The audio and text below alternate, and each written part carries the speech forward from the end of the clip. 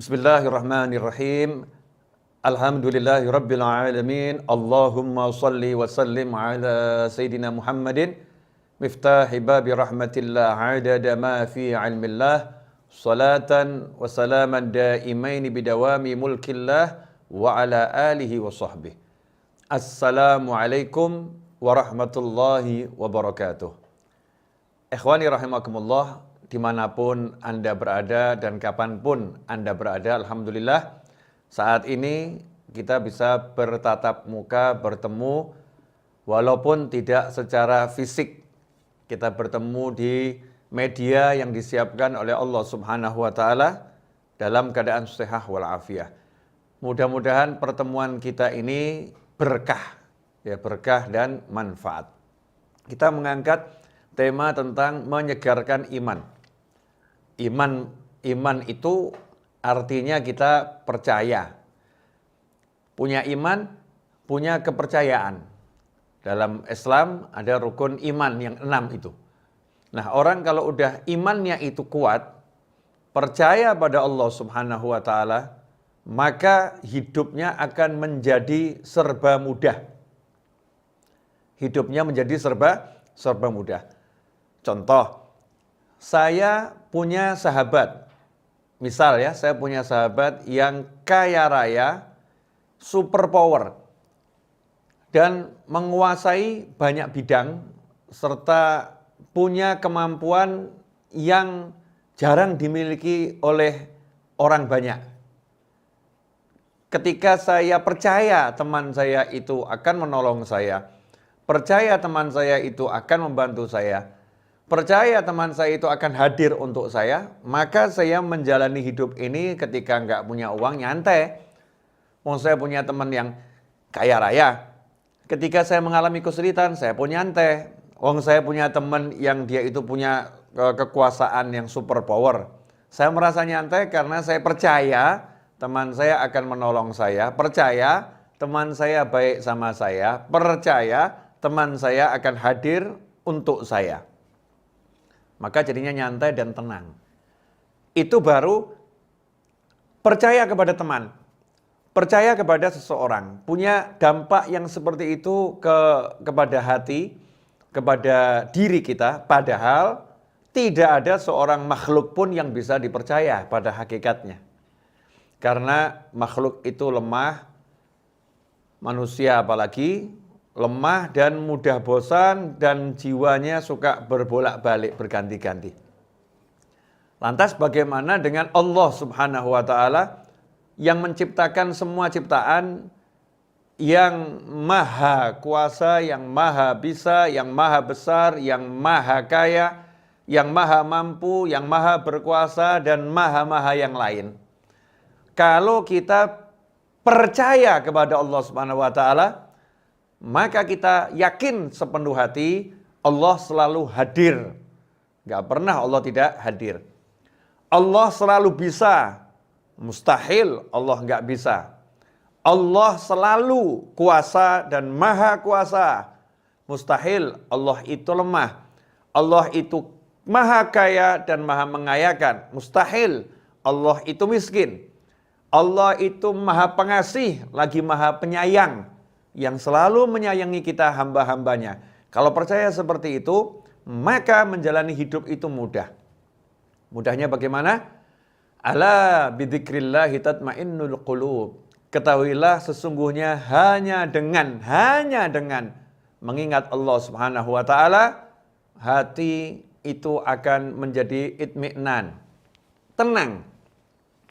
Gak ada gejolak, gak ada resah, gak ada gelisah, yang ada tenang dan tenang dan tenang. Kenapa? Karena ingat punya Allah yang maha kuat, ingat punya Allah yang maha bisa, ingat punya Allah yang maha mengayakan, ingat punya Allah yang maha mencukupi, ingat punya Allah yang maha menemani, ingat punya Allah yang maha segala-galanya. Maka tenang. Nah, sekarang timbul permasalahan. Kenapa ini? Hidup jadi sering resah. Hidup menjadi sering gelisah. Hidup menjadi tidak tenang. Apakah nggak punya iman? Jawabannya punya. Apakah Nggak percaya pada Allah Ta'ala? Jawabannya percaya. Lantas kenapa ada kegelisahan, ada ketidaktenangan, ya, ada kebingungan? Jawabannya adalah sederhana.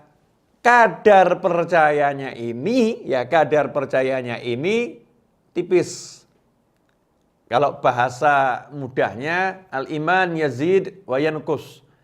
Iman itu pasang, naik, kuat, dan surut, turun, melemah. Pada titik iman itu lemah, maka menjadi muncul bisikan keraguan, ya, menjadi lebih percaya pada yang tampak, percaya pada tabungan, percaya kepada usaha. Maka ketika tabungannya tipis, usahanya itu juga kecil, ya, kemampuannya itu lemah, maka hidupnya pun dalam resah dan gelisah. Karena percayanya sama Allah tipis. Yang besar percayanya kepada selain Allah Subhanahu wa Ta'ala. Karena itu, solusi dalam kehidupannya adalah bagaimana caranya menjadikan iman itu naik setinggi-tingginya dan konstan istiqomah dalam ketinggiannya, dan menjadikan iman itu kokoh, kuat, dan besar. Jawabannya mudah, jawabannya sederhana. Al-iman yazid bi-tha'ah wa yanqus bil ma'siyah. Iman itu akan tambah dengan ketaatan dan iman itu akan turun dengan kemaksiatan. Karena itu tinggal kita tingkatkan takwa kita, maka iman kita dengan sendirinya akan naik. Nah, lantas bagaimana cara meningkatkan ketakwaan, cara menyegarkan iman, biar imannya itu segar? Dikatakan oleh para ulama, sesungguhnya iman itu seperti sebatang pohon. Ini tongkat saya ini anggap pohon, batang pohon. Nah, batang pohon ini kalau kering, ya, kalau kering maka dia akan roboh. Batang pohon ini kalau kering dia akan roboh, ya, akan roboh. Tapi kalau batang pohon ini segar, dia akan kuat dan akan bercabang. Akan bercabang, kemudian daunnya pun akan bermunculan, ya, akan tumbuh daunnya, kemudian akan rindang, menaungi. Dilihat enak, ya, kemudian duduk di bawahnya enak, bersandar pun di pohon ini nyaman, ya. Dan dia punya fungsi yang banyak, bisa menjadikan sebagai filter, ya, sebagai filter, sebagai paru-paru, ya, sebagai paru-paru lingkungan. Karena apa? Karena kokoh, segar, daunnya banyak, rindang, ya, dan dia hidup, ya, hidup. Itulah iman. Kalau iman ini segar, iman ini kokoh, maka dilihat orangnya juga enak. Kitanya dilihat enak. Kalau imannya kuat, imannya kokoh, imannya segar, maka dia akan menjadi paru-paru. Paru-paru yang akan mensterilkan sekitarnya. Maka orang yang dekat dengan orang yang imannya kuat, ragunya pun akan terkikis. Tiba-tiba kok jadi yakinnya kuat ya. Dekat sama orang tersebut, semangatnya tinggi ya. Kenapa? Karena difilter. Ini pohon yang rindang tadi mampu menfilter kotorannya, menyaring, bahkan membersihkannya. Seorang mukmin yang imannya kuat, maka yang di sekitarnya pun akan menjadi tenang. Di sekitarnya pun menjadi bersemangat. Sampai sedemikian hebat pengaruhnya. Lantas gimana nih cara menyuburkan, menyegarkannya? Jawabannya sederhana. Kalau tanaman itu ya disirami, ya tanaman itu kemudian diberi pupuk, maka iman kita harus disirami, iman kita harus diberi pupuk. Nah, terus bagaimana tanamannya? Disiraminya dengan apa? Jawabannya disirami, diberi pupuk dengan yang namanya ketaatan. Dan ketaatan itu diantaranya adalah zikrullah. Berzikir kepada Allah Subhanahu wa Ta'ala. Nah, ini sekarang ini kita aneh. Kita pengen imannya kuat, tapi kita nyebut kalimat la ilaha illallah sehari cuma sedikit. Enggak disirami dengan la ilaha illallah, bagaimana bisa kuat nih imannya? Karena sumbernya iman adalah kalimat tauhid. Itu sumber utamanya iman. Pangkal utamanya iman di situ. Bedanya antara mukmin sama kafir adalah punya kalimat tauhid atau tidak. Kemudian sholawat kepada Nabi Muhammad SAW. Setiap hati itu akan berkarat. Dan yang menyebabkan hati itu menjadi mengkilap adalah kalau disolawatin. Ya, sholawat itu menjadikan hati mengkilap. Jadi menyala, bersinar hatinya, disolawatin. Maka kalau pengen hatinya itu bersinar, kemudian hatinya itu kokoh, yaitu perbanyak sholawat dan perbanyak mengucapkan kalimat tahlil. La ilaha illallah, la ilaha illallah, la ilaha illallah, la ilaha illallah, la ilaha illallah, la ilaha illallah. Kemudian disolawatin, Allahumma sholli ala sayyidina Muhammadin wa alihi wasallam, Allahumma sholli ala sayyidina Muhammadin wa alihi wasallam, Allahumma sholli ala sayyidina Muhammadin wa alihi wasallam. Solawat, ya, dan kalimat tahlil tadi akan menjadi pupuk sekaligus siraman yang mengokohkan iman. Kemudian zikir-zikir yang lain, mengusir hama. Ini tanaman ini kalau nggak dijaga, hamanya akan datang juga habis. Dan hamanya untuk tanaman iman adalah dosa. Dan untuk mengusir dosa itu diantara dengan banyak istighfar. Ya, dengan banyak istighfar. Astagfirullah, astagfirullah, astagfirullah. Ya, dengan kesungguhan minta ampun sama Allah SWT. Astagfirullah, astagfirullah, astagfirullah. Istighfar sebanyak mungkin. Ini kalau kita lakukan istighfarnya jalan, sholawatnya jalan, kalimat tahlilnya jalan, maka hati kita akan segar. Hatinya segar. Kalau udah hatinya segar, otomatis di situ akan muncul semangat untuk memperbanyak sholat, semangat untuk memperbanyak qiraatul Quran, semangat untuk meninggalkan yang haram, semangat untuk banyak bersedekah, semangat untuk banyak mencari ilmu, semangat untuk banyak berbuat kebaikan akan muncul.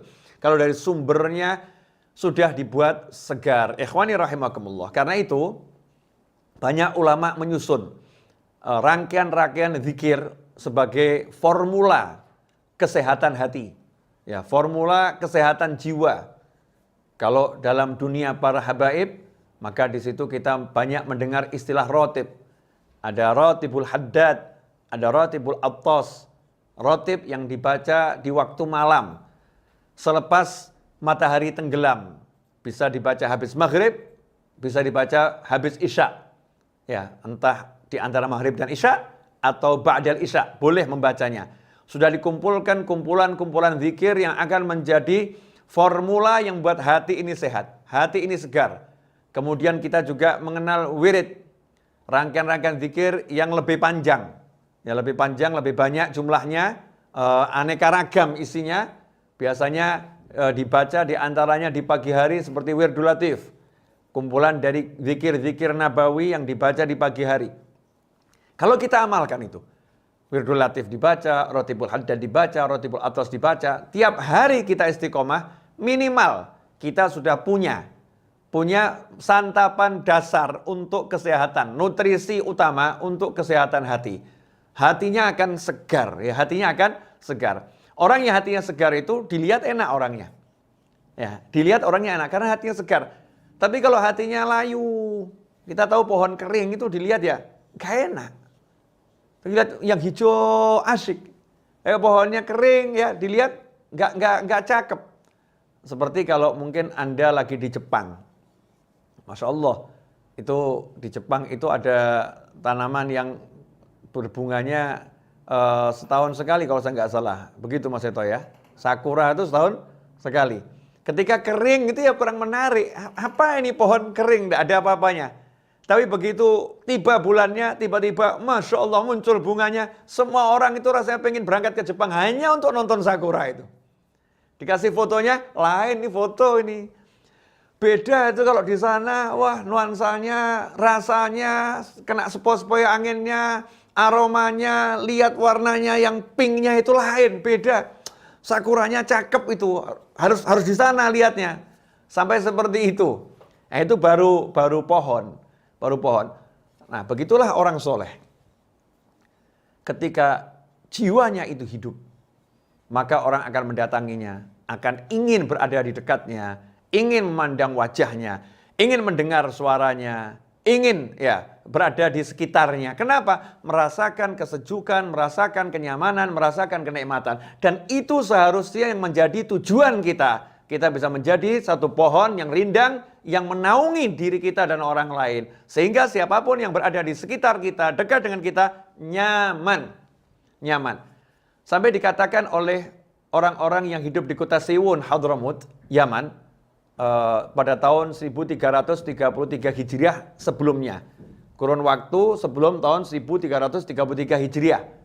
Pada tahun 1333 Hijriah itu wafatlah seorang ulama besar bernama Habib Ali bin Muhammad bin Husain Al-Habsyi rahimahullah.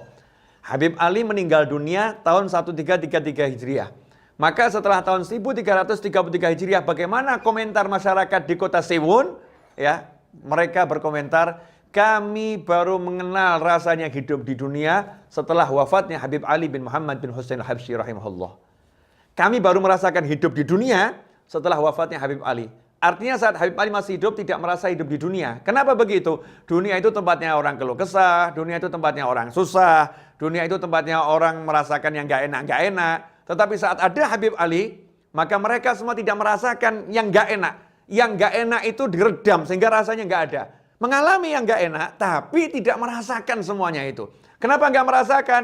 Ya tadi, karena ada kesegaran hati seorang waliullah yang bisa membius hati yang lain. Sehingga semua beban itu terasa ringan. Tidak ada beban dalam kehidupan. Ikhwani rahimakumullah. Bayangkan kalau kita bisa menjadi pribadi tersebut. Kalau nggak bisa untuk satu negara, ya satu provinsi. Nggak bisa satu provinsi, kita bisa untuk jadi satu kota madya kabupaten. Nggak bisa satu kabupaten, ya minimal kita bisa jadi satu kelurahan. Satu kelurahan nggak bisa, satu kecamatan ya. Satu kecamatan nggak bisa, satu kelurahan. Satu kelurahan nggak bisa, ya udahlah. Satu RW. Satu RW nggak bisa, ya udahlah satu RT. Satu RT nggak bisa, ya udahlah satu rumah. Kita bisa menjadi pribadi yang membuat orang yang tinggal dengan kita seisi rumah merasakan seperti tidak hidup di dunia. Sehingga kalau keluar dari rumah heran mendengar orang kok keluh kesah, mendengar orang kok cari penghidupan itu berat, mendengar orang itu menjadi hidup kok susah. Tapi ketika berada bersama kita, mereka nggak merasakan semua itu. Kenapa ya?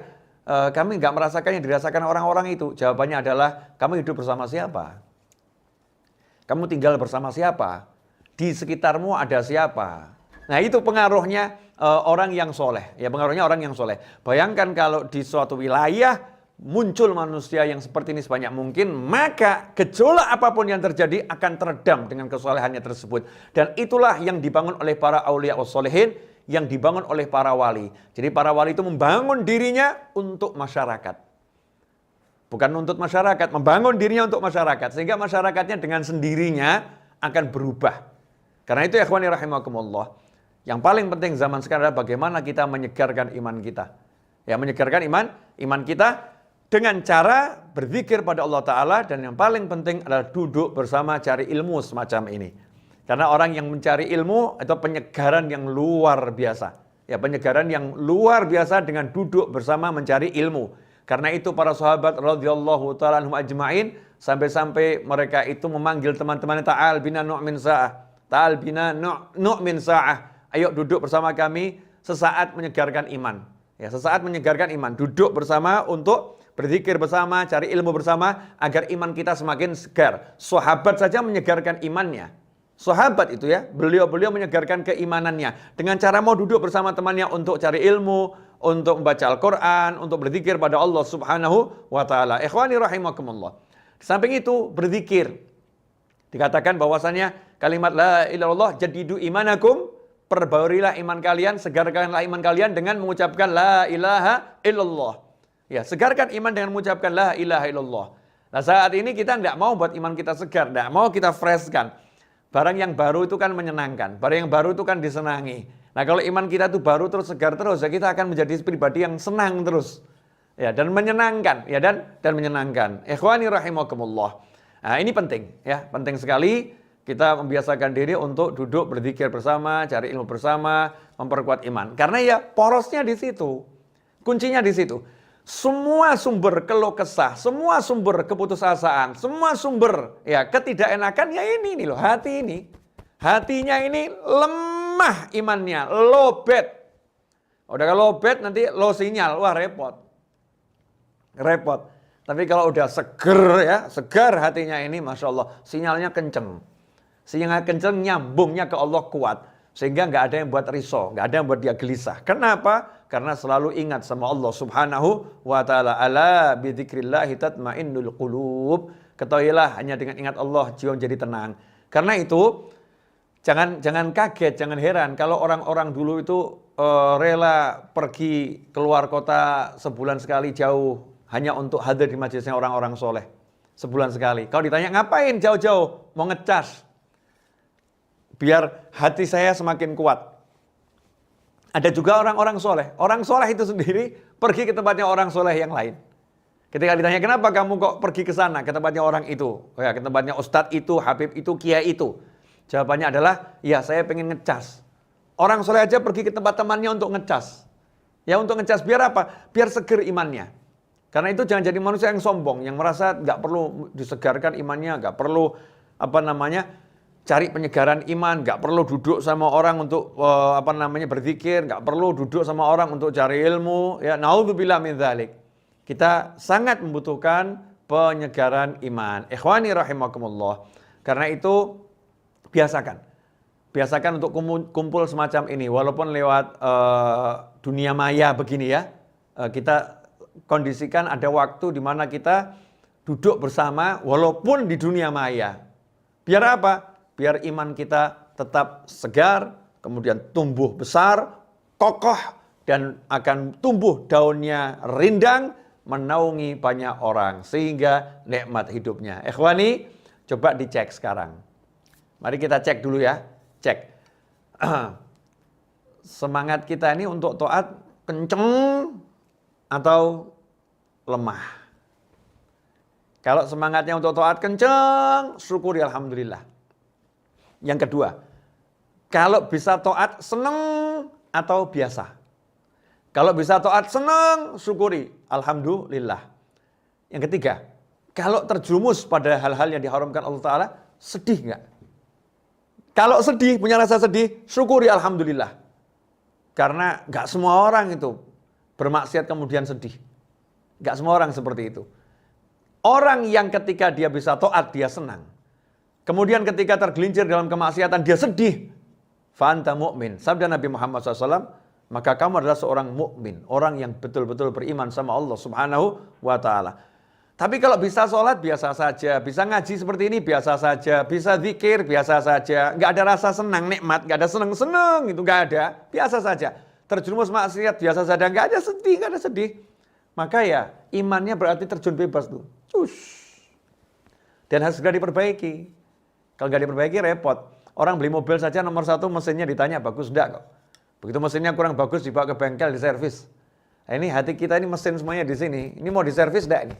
Kalau enggak ya udah sampai kapanpun, hidupnya model apapun ya ruwet terus. Enggak akan selesai-selesai. Enggak akan merasa menemukan ketenangan, enggak ada. Karena tenang tuh di sini, bukan di sini. Sini boleh muter seperti apapun. Kalau sininya benar, ini akan tenang. Akan tenang. Apalagi yang di luar. Tenang tuh bukan masalah yang di luar. Di luar punya apapun dan siapapun enggak akan buat tenang. Tenang tuh di sini. Kalau udah gini, ini kontak sama Allah Ta'ala, ini bersih ini hati ini. Hati ini dijaga terus, dikuatkan, dikencangkan dengan zikrullah, maka dengan sendirinya akan mendapatkan al-itmi'nan, ketenangan. Ya, mendapatkan ketenangan. Jazakumullah khairan. Wassalamualaikum warahmatullahi wabarakatuh.